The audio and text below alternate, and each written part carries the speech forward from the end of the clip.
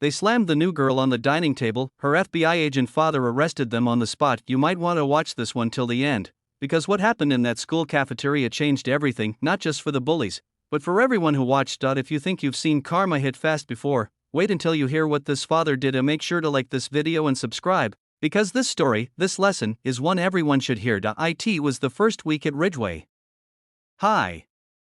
The cafeteria buzzed with noise, trays clattering, laughter echoing, the usual chaos of lunchtime. At a corner table sat a quiet girl, Emily Carter. She just transferred from another state, her eyes still heavy with the kind of silence that hides a story. Her brown hair fell over her face as she sat alone, carefully unpacking her lunch like she didn't want to be noticed. But in every school, there are always a few who notice for the wrong reasons. At another table sat three seniors, Blake, Tyler, and Cassie. They were the self-proclaimed kings and queen of the cafeteria. They didn't like new faces, especially ones who didn't play by their rules. When they saw Emily quietly sitting in their corner, Blake smirked. "Hey, new girl's in our spot," he muttered. Cassie rolled her eyes. Guess she didn't get the memo. The trio stood up, swaggering across the cafeteria like they owned it. Emily looked up just as Blake's shadow fell across her tray. "You lost, new girl," he said, tapping the table with his fork. Emily shook her head. "No, I was just," but before she could finish, Tyler grabbed her lunch and tossed it onto the floor. The cafeteria erupted in laughter. Emily's cheeks flushed red, her eyes darting around for help, but no one moved. No one ever did. Then it got worse. Blake pushed her lightly at first, mocking her stutter when she tried to speak. Cassie filmed it on her phone, laughing. And in one swift, cruel move, Tyler shoved her backward onto the table. The sound echoed through the cafeteria, her tray clattering, her books scattering. Everyone froze. For a second, even the laughter died. Emily pushed herself up, her voice shaking. "Stop. Please." But the bullies didn't stop. They thought it was funny. They didn't know who she was. They didn't know who her father was. Outside, a tall man in a black suit and badge was waiting in his car. Agent Daniel Carter, FBI Special Agent, Counter Crime Division, was finishing a call. It was supposed to be his day off, but he decided to pick up his daughter after lunch, just to surprise her. He hadn't told her then. Through the cafeteria window, he saw something that made his blood run cold. He saw his daughter being slammed onto a table. Before anyone realized what was happening, the cafeteria doors flew open. The noise stopped. Every student turned. The man who entered wasn't just a father, he was a storm. Agent Carter's voice boomed, "Step away from her." Blake froze mid-laugh. Tyler's grin vanished. Cassie lowered her phone, trembling. "Who did this?" Carter demanded, eyes scanning the terrified crowd. No one spoke. Not one student.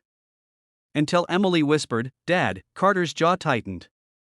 He stepped forward, flashing his badge. "FBI. You three, hands on the table. Now."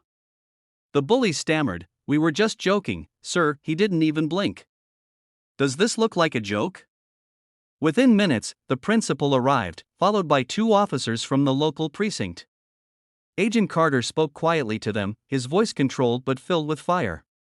He handed over the bullies personally, ensuring their parents were called, and made sure the footage Cassie had taken was confiscated as evidence. The entire cafeteria was silent. When the police car finally drove off, Carter turned to the stunned crowd. "This is what happens," he said firmly, "when people think cruelty is entertainment. My daughter didn't come here to be your target. She came here to learn, just like you. You want to be strong? Be kind. Because real strength isn't about hurting others, it's about protecting them." You could hear a pin drop later that evening. As the sunset painted the sky orange, Emily sat beside her father at their kitchen table. She was still shaken, but she finally smiled. "You didn't have to come in like that," she said softly. Carter chuckled, his tough exterior softening. "Sweetheart, I didn't come in as an FBI agent.